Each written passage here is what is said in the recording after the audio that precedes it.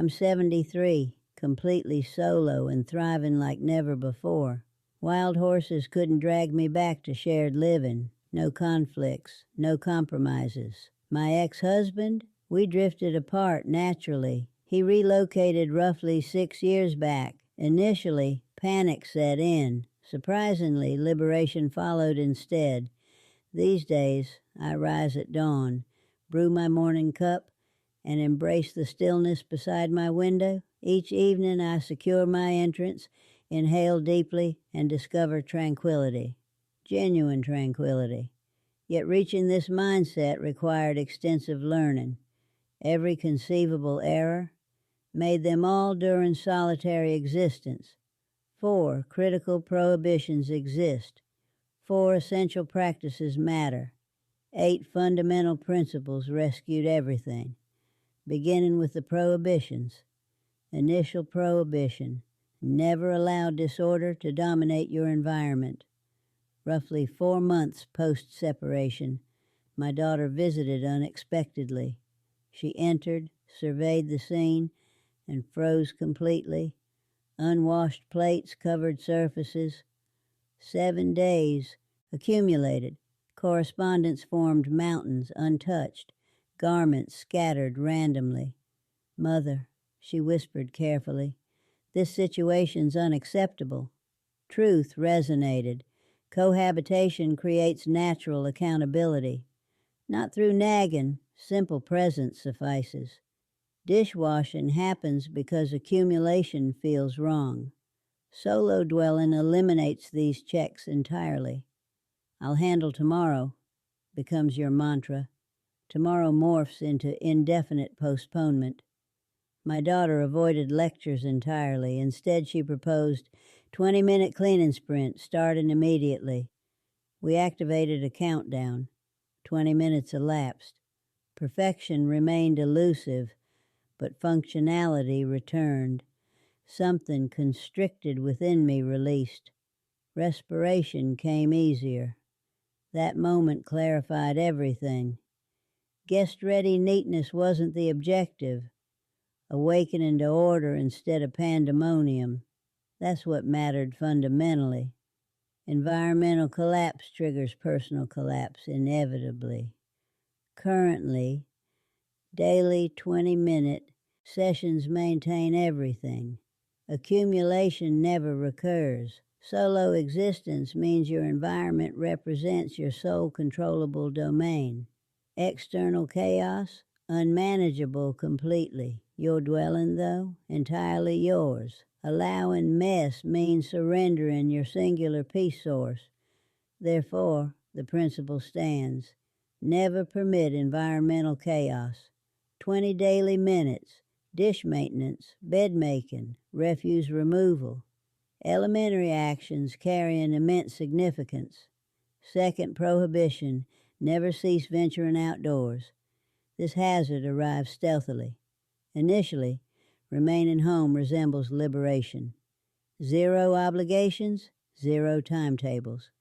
Grocery trips stopped. Delivery exists currently, correct? Religious services ended. Excessive effort involved. Coffee meetings with Barbara postponed. Next week, I promised myself. Next week transformed into never. Eventually, realization struck. My apartment hadn't been exited for 11 days. 11. Terrifyingly, I'd barely registered this absence. Solo. Dwelling means nobody suggests, "Let's walk together." Consequently, you simply don't. Your universe contracts progressively. Pharmacy necessity arose after weeks indoors. The pharmacist inquired, "How's everything today?" I stared blankly. Fear overwhelmed me. What reversed this trajectory? Forced myself toward the coffee establishment 3 blocks distant. Sat observing humanity with my beverage. Something dormant reawakened internally. I recalled connection sensation to broader existence. Now non-negotiable minimums exist. 3 weekly departures mandatory. Monday means coffee destinations. Wednesday involves park visits. Friday requires market trips. 3 occasions regardless of circumstances. This practice delivers multiple benefits, maintains connectivity fundamentally, confirms continued existence and vitality, sustains cognitive functioning optimally. Depart thrice weekly. Coffee establishments, green spaces, markets, libraries, location matters less than leaving. Your apartment doesn't encompass reality entirely. Third prohibition, never abandon consistent daily rhythms. Harold's presence meant established patterns existed. 6:30 alarm sounded. He prepared coffee during my bathing. 7:15 breakfast followed. Structure existed inherently. I assumed hatred for this rigidity. Freedom beckoned, seemingly, completely mistaken. Noon sleeping occurred initially, felt magnificent. Repetition followed. Within 14 days, temporal awareness vanished completely. My physiology experienced directional confusion. Mental clarity disappeared, drifting aimlessly. Depression infiltrated gradually. My physician questioned, "Dorothy, what's your waking time?" "Variable," I responded. "That's precisely your difficulty." She elaborated, "Physiological rhythm requirements exist. Neurological structure needs consistency.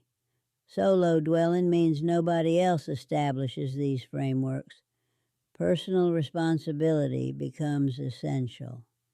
Consequently, 6:30 waking commenced daily, weekends included. 6:30 arrival means morning structure exists.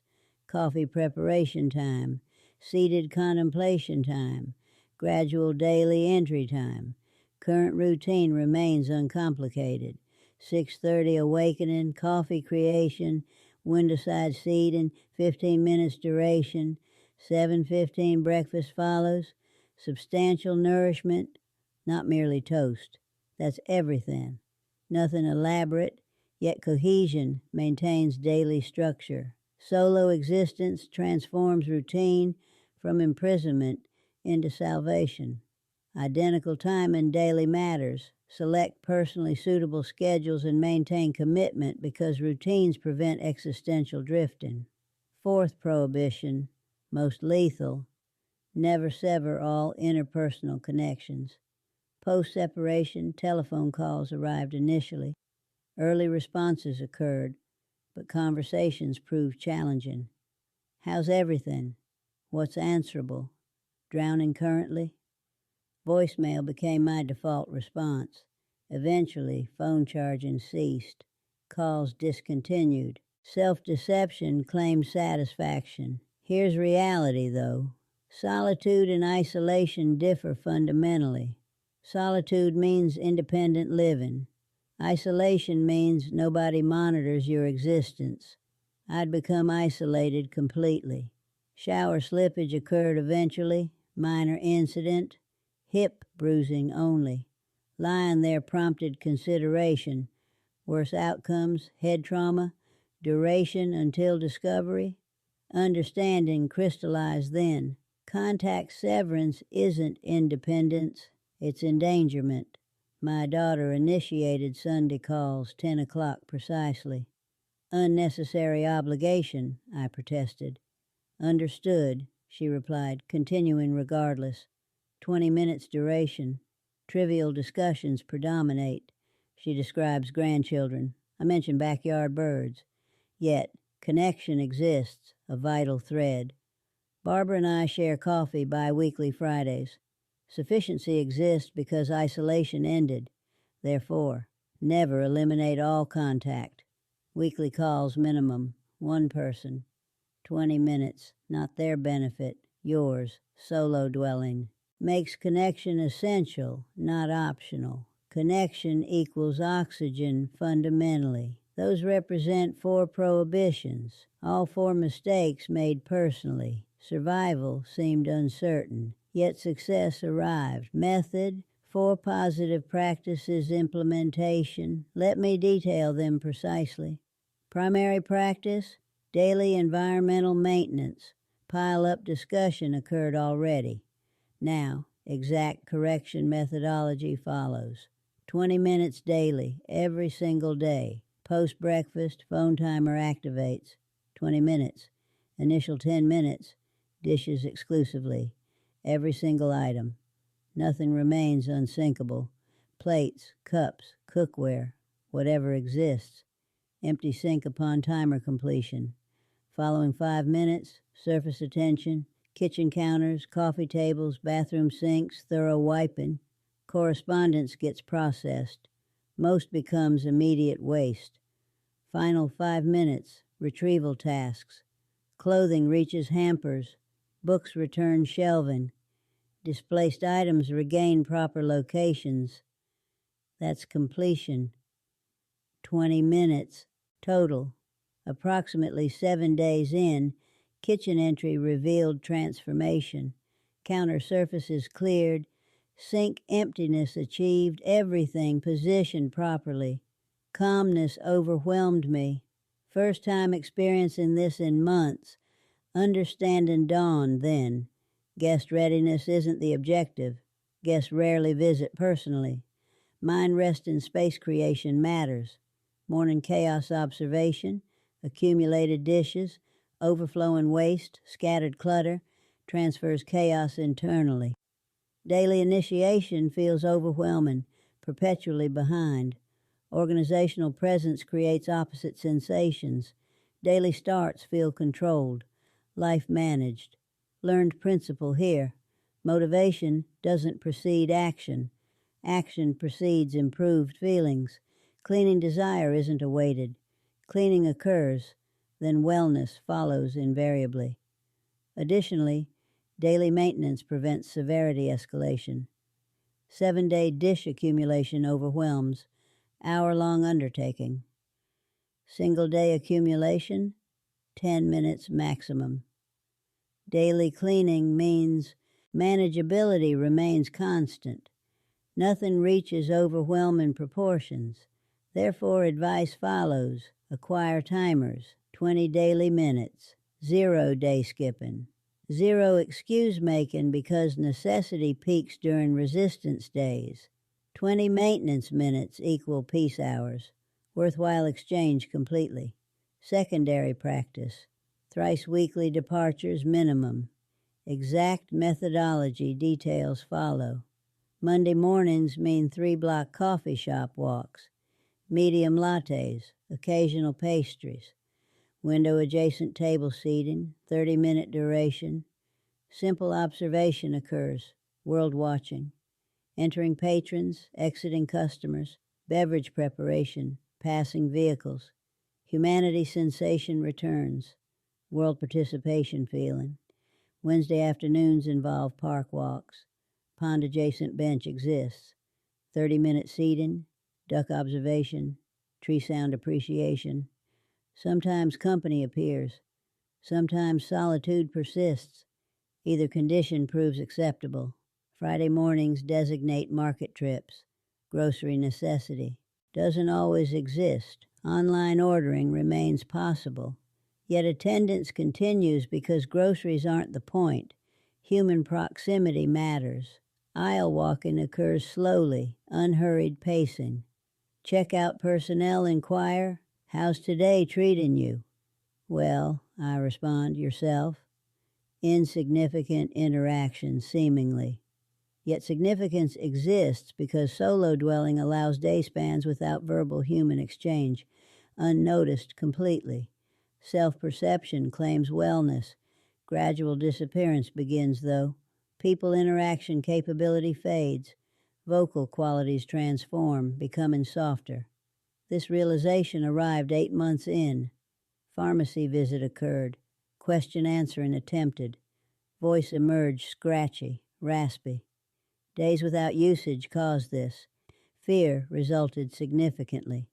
Current minimum, 3 weekly departures. Benefits include cognitive maintenance, coffee ordering, seating location, people navigation, unchallenging tasks, yet stimulating nonetheless. Brain activity sustenance, constant. Homebound existence creates mental laziness, sluggishness. Additionally, departures structure weekly frameworks. Monday equals coffee designation. Wednesday means parks. Friday involves markets. These anchors organize weekly progression. Without them, Monday becomes indistinguishable from Friday. Optimal aspect exists. Unexpected occurrences sometimes happen. Previous month, coffee shop visit included adjacent woman seating, approximately my age. "Lovely scarf," she commented.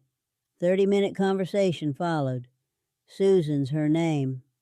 3 subsequent coffee meetings occurred. Homebound existence prevents these possibilities. Therefore, thrice weekly departures.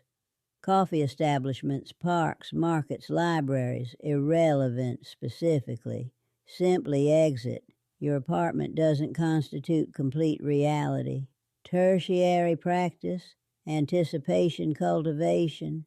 This principle rescued everything. Harold's departure meant identical daily patterns: awakening, coffee consumption, aimless sitting, television, viewing, sleeping. Awakening, coffee, sitting, television, sleep. Pointlessness pervaded. Morning motivation disappeared. Daughter called eventually. "Mother," she stated. "Friday evening dining, Italian establishment, pick up at 7. Non-negotiable," she clarified. 7 sharp arrival. Friday materialized. Dinner occurred. 2 hours felt normal, regular. Homecoming brought realization. Entire week involved Friday contemplation, menu consideration. Friday gained distinction, specialness. Weekly shape emerged, understanding crystallized. Anticipation necessity existed, small beginnings followed. Friday means Chinese restaurant visit, spicy noodles. Weekly consideration occurred. Friday arrived, restaurant visit happened, spicy noodles consumed satisfactorily. Anticipation proved superior, though. Calendar presence, Tuesday, Wednesday survival reasoning, that constituted genuine value.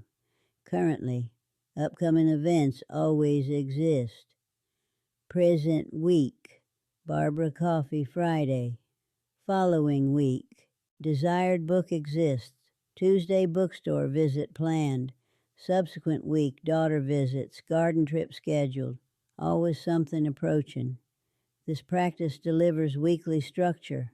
Absent anticipation, days merge identically. Monday mirrors, Thursday mirrors Saturday. Approaching events create daily significance. Monday becomes 3-day countdown. Wednesday means 2 days remaining. Days interconnect meaningfully. Therefore, plan creation, small-scale activities, weekly occurrences, financial requirements unnecessary, company involvement optional, perhaps new bakery exploration appeals, calendar entry, Thursday morning, perhaps movie interest exists, Tuesday matinee scheduling, content irrelevance, calendar presence matters, small notebook maintenance occurs, Sunday involves single item weekly scheduling minimum, sometimes Barbara coffee, sometimes Wednesday alternate route experimentation, sometimes Friday coconut frozen dessert acquisition. Tiny actions carrying significance, because Wednesday arrival means conscious thought. Today's new root day. Wednesday gains distinction. Personal anticipation reasons require creation, because temporal passage otherwise means existence, not living. Acquire calendars or notebooks, weekly single item minimum, days regain importance. Final practice, weekly person contact, calling or meeting. Operational details follow. Sunday mornings, telephone rings. My daughter, every Sunday, identical timing. Initial resistance occurred. Weekly calls unnecessary, I protested. Understood, she replied, continuing nonetheless. Currently, anticipation exists. Sunday 10 o'clock means coffee pouring, chair seat, and telephone rings. Hello, Mother. Hello, dear. 20-minute conversations, occasionally 30. She describes grandchildren. Emma achieves science project excellence. Jake plays soccer currently. I discuss weekly events. Barbara coffee occurred. 3 cardinal backyard sightings. Small matters. Yet those minutes confirm worldly non-isolation. Someone cares about wellness. Weekly curiosity exists. Problem awareness would occur. Everything hinges on this. Barbara bi-weekly Friday meetings continue. Coffee shop location. Barbara's 78 solo dwelling. Husband died 5 years prior. Coffee shop meeting initiated. Gardening discussion began. Current bi-weekly Friday pattern exists. Sometimes extensive conversation occurs. Sometimes newspaper reading, minimal dialogue. Either proves acceptable. Profundity lacks. Life alteration absent. Simply 2 elderly women conversing, yet significance exists. Complete isolation ends. Someone anticipates bi-weekly Friday appearances. Absence would trigger notice. Calling.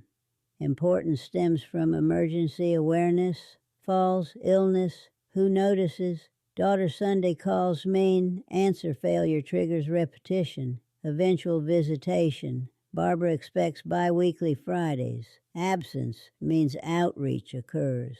Pleasant quality transcends.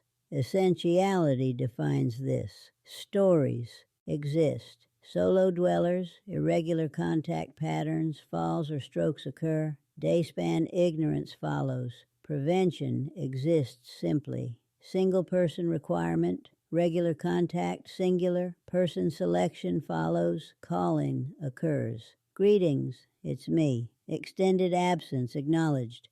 Thoughts arose. Wellness inquiry. Completion. Call concludes.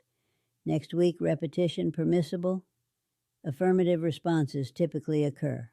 Alternatively, person meetings, coffee establishments, park benches, weekly occurrence, identical timing, identical locations. Routine establishment, resulting outcome, isolation elimination. Someone monitors existence. Beyond that, genuine connection exists.